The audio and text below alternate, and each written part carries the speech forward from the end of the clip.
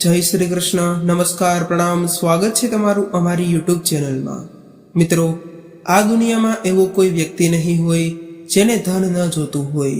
दरेक व्यक्ति एवुं ज इच्छे छे के तेनी पासे एटलुं बधुं धन होय के जेनाथी ते तेनी बधी इच्छाओ पूरी करी शके।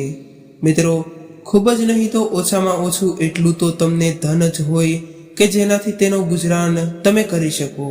धन प्राप्त करवा माटे કેટલાય લોકો સાચો માર્ગ અપનાવે છે અને ધન પ્રાપ્ત કરવા માટે ખૂબ જ મહેનત કરે છે અને ઘણા ખૂબ ધન કમાવા અને જલ્દીથી પૈસા કમાવા માટે છળ કપટનો સહારો લઈ લે છે અને બીજી તરફ એવા લોકો હોય છે જેની પાસે પૈસા વધુ સમય સુધી ટકતા નથી। મિત્રો, એવું સમજવામાં આવે છે અને એવું કહેવામાં પણ આવે છે અને ઘણા લોકોએ પ્રમાણ પણ જોયું જ હશે કે ભગવાન કે ઘર દેર હે પર અંધેર નહીં। મિત્રો, શું તમે ભગવાનની ભક્તિ કરો છો તો નિશ્ચિત તેના તરફથી તમારા જીવનની અંદર બદલાવ આવે છે। એટલે કે તમે તમારા જીવનમાં જે વસ્તુ સુધી પહોંચી જાઓ છો તે વસ્તુ સુધી પહોંચવાનું તમે સપનું જોયું છે તો આજે અમે તમને તેના એક ઉપાય વિશે જણાવીશું। નિશ્ચિત રૂપથી જ મહેનત વગર તમને કશું જ પ્રાપ્ત થતું નથી અને તમે મહેનતની સાથે જ થોડા ઉપાય કરો તો તેનો લાભ તમારા જીવનમાં જરૂરથી થાય જ છે। જે ઉપાયના કારણે તમે તમારા જીવનમાં જે કંઈ પણ ઈચ્છો છો તે કાર્ય પૂર્ણ થાય છે। આજે અમે તમને તમારા રસોડામાં હાજર એવી વસ્તુના ઉપાય વિશે જણાવીશું। મિત્રો, લોટ દરેકના ઘરમાં હોય જ છે અને ખાવા માટે બંને સમય ઘઉંની રોટલી અથવા બીજા કોઈ લોટની રોટલી બનાવવામાં આવે છે। જો તમે રોટલીનો ખાવ છો તો તમને આ ઉપાય પૈસાદાર બનાવી શકે છે। તમારા જીવનમાં તમે તમારા ઘરમાંથી દરિદ્રતાને ખૂબ દૂર ફેંકી શકો છો। મિત્રો, આર્થિક તંગી જરૂરી નથી કે તે ગરીબીની હાલતમાં જ હોય, પરંતુ ઘણા લોકોના એવા ઘર હોય છે કે જ્યાં આવકના સારા એવા સ્ત્રોત હોય છે। તો આવા સારા સ્ત્રોત હોવા છતાં પણ તેમના ઘરમાં ધનની કમી થવા લાગે છે। એવામાં અચાનક કોઈ બીમારી આવી જાય છે, એથી એકઠું કરેલ તમામ ધન ધીમે ધીમે ખર્ચાઈ જાય છે અને માનવી ગરીબ થતો જાય છે। ઘણી એવી મુશ્કેલીઓ હોય છે જેને જ્યોતિષ શાસ્ત્રમાં ધનના રોગો કહેવામાં આવ્યા છે। એટલે કે પરિવારમાં ધન આવે છે અને તે કારણ વગરની જગ્યાએ ખર્ચ થઈ જાય છે જ્યાં તમે વિચાર્યું પણ ન હોય। તો તેનાથી પરિવારની અંદર આર્થિક તંગી આવે છે।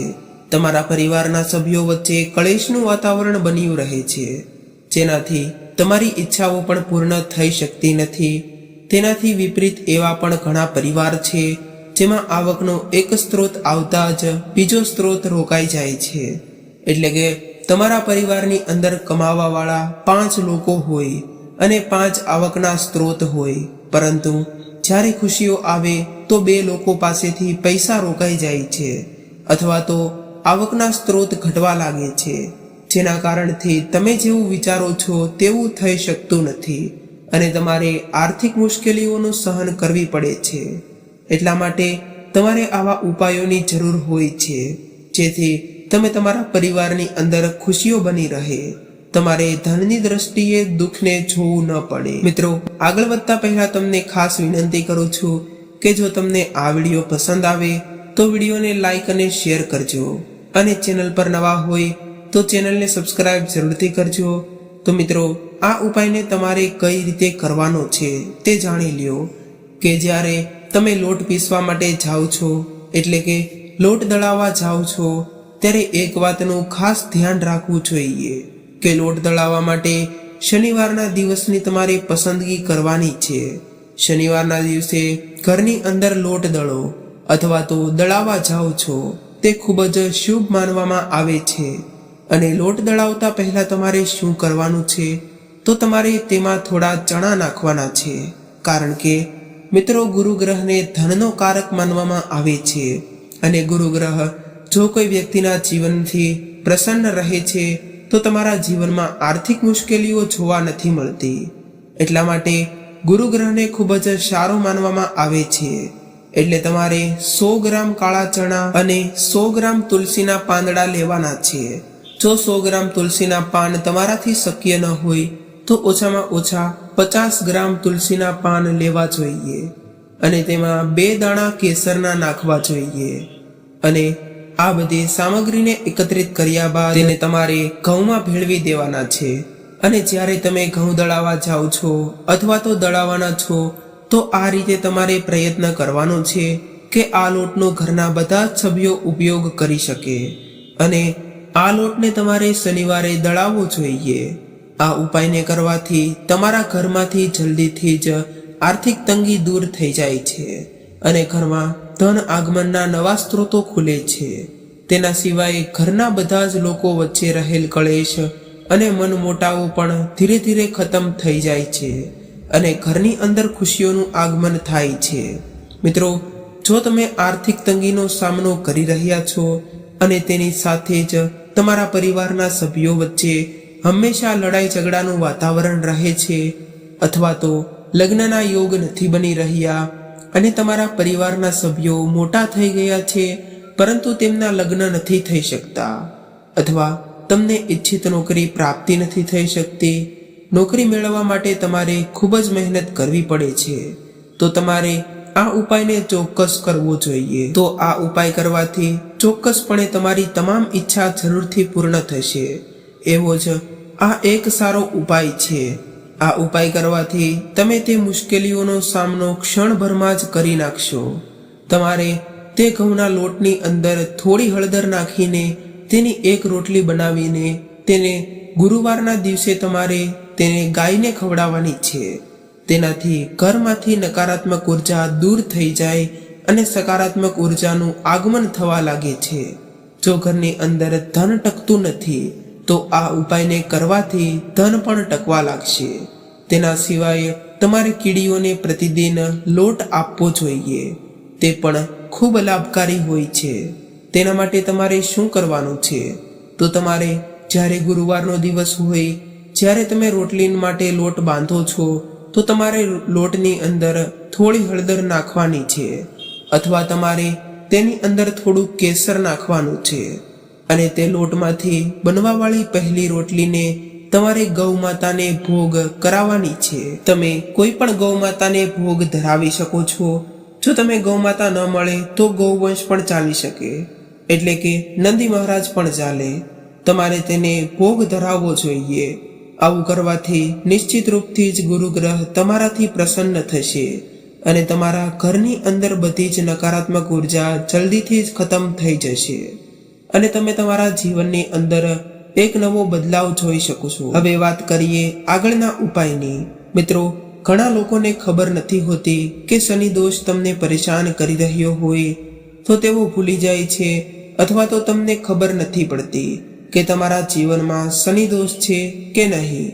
મિત્રો, જો અચાનક જ દુર્ઘટનાનો ભય રહે અથવા તો તમારા પરિવારના સભ્યો વચ્ચે વ્યસન સંબંધીની મુશ્કેલીઓ આવવા લાગે તો શનિવારના દિવસે તમારે કોઈ કાળા કૂતરાને સરસવના તેલ ચોપડેલી રોટલી બનાવીને તેને ખવડાવી દેવી જોઈએ। ફક્ત તેનાથી શનિ દોષ સંબંધિત મુશ્કેલીઓ જ નહીં પરંતુ તેની સાથે સાથે તમારી દરેક મનોકામનાઓ પણ પૂરી થશે।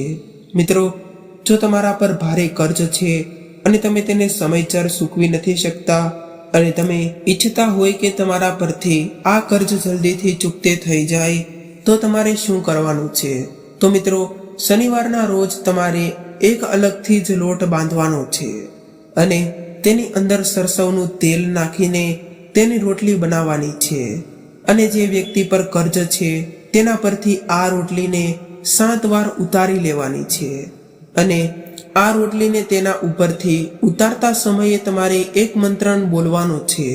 એ મંત્ર આ પ્રમાણે છે, ઓમ સમ શનિશ્વરાય નમઃ। આ મંત્રનો જાપ કરવાનો છે અને તમારા ઘરની નજીક કોઈ પણ કાળું કૂતરું હોય અને જો તમને કાળું કૂતરું ન મળે તો તમે કોઈ પણ કૂતરાને આ રોટલી ખવડાવી દો અને રોટલીની સાથે જ તમે થોડો ગોળ પણ ખવડાવી દો।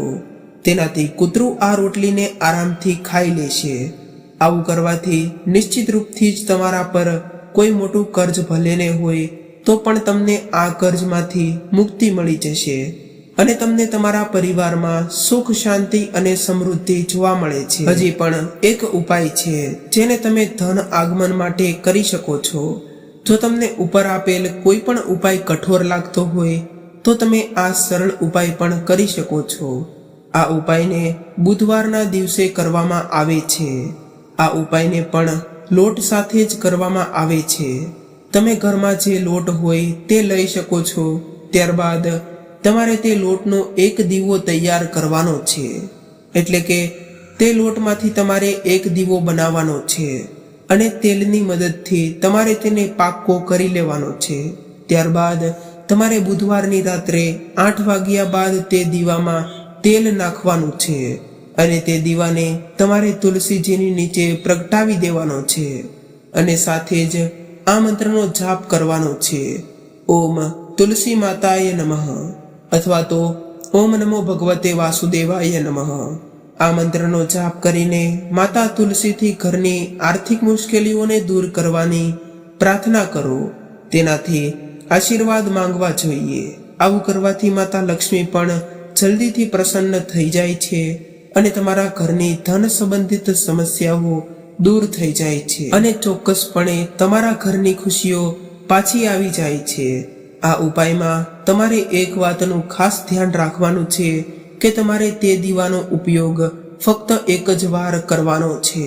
ત્યારબાદ તમારે તે દીવાને તમારા ઘરની કોઈ પણ ખાલી જગ્યાએ દાટી દેવાનો છે અથવા તો તમારા ઘરની આજુબાજુ જ્યાં કીડીઓનું સ્થાન હોય ત્યાં જઈને આ દીવાને તોડીને ભૂક્કો કરીને તે કીડીઓને ખવડાવી દેવો જોઈએ. જેનાથી તમારા ઘરમાં ચોક્કસપણે સુખ સમૃદ્ધિ જોવા મળશે. મિત્રો, હવે વાત કરીએ એક અનોખા ઉપાય વિશે.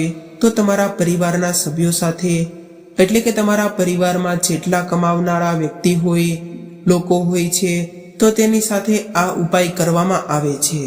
તમારા ઘરના કોઈ પણ સભ્યનું સ્વાસ્થ્ય જો સારું ન રહેતું હોય, જેના કારણેથી પૈસાનું ખર્ચ વધી જાય છે અથવા તો કામ કરવામાં તેમનું મન નથી લાગતું અથવા તો ઘણા પ્રયત્નો કર્યા બાદ પણ ધન આગમનના સ્ત્રોત દિવસે ને દિવસે ઓછા થતા જાય છે અને તમે ઈચ્છો છો કે તમારા જીવનમાં ધનની કમી ના રહે, તો તમારે માત્ર એક મુઠ્ઠી લોટ લેવાનો છે અને અડધી મુઠ્ઠી ખાંડ લેવાની છે.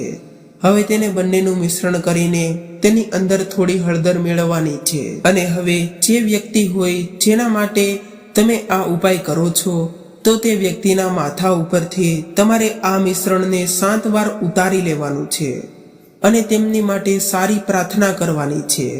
અને પ્રાર્થના કર્યા બાદ શું તમારી આજુબાજુ જ્યાં કીડીઓનું સ્થાન હોય કે જ્યાં કીડીઓ આવતી જતી હોય, તો તેવા સ્થાને તમારે જવાનું છે અને કીડીઓને તમારે તે મિશ્રણ ખવડાવી દેવાનું છે. તેનાથી તમારું તે કાર્ય પણ સફળ થઈ જાય છે જેમાં વ્યક્તિનું મન લાગતું નથી કે તે પોતાની રીતે જ પોતાના વેપારમાં અને કાર્યમાં આગળ જાય છે અને તેમના જીવનમાં જે કંઈ પણ ખરાબ વિકારો હોય તે પણ દૂર થઈ જાય છે. જો તમારા બાળકો અભ્યાસ કરતા હોય અને તેમનું મન અભ્યાસમાં લાગતું ન હોય, તો આ ઉપાયને તમે તમારા બાળકો ઉપર પણ કરી શકો છો. તેનાથી તમારા બાળકોને મન અભ્યાસમાં લાગ્યું રહેશે. મેં જે ઉપાય જણાવ્યા, આ ઉપાય તમે કોઈ પણ પ્રકારનો ખર્ચ થતો નથી અને ખૂબ જ પ્રભાવશાળી છે. તો આ ઉપાયને તમે જરૂર કરો. મને આશા છે કે આ માહિતી તમને જરૂર પસંદ આવી હશે અને જો પસંદ આવી હોય તો વિડીયોને લાઈક અને શેર કરજો. અને જો તમે આ ચેનલમાં પહેલી જ વાર આવ્યા હોય તો ચેનલને સબસ્ક્રાઇબ જરૂરથી કરી લેજો. ચાલો ફરી મળીશું એક નવા વિડીયો સાથે, નવી જાણકારી સાથે. ત્યાં સુધી જય શ્રી કૃષ્ણ. રાધે રાધે.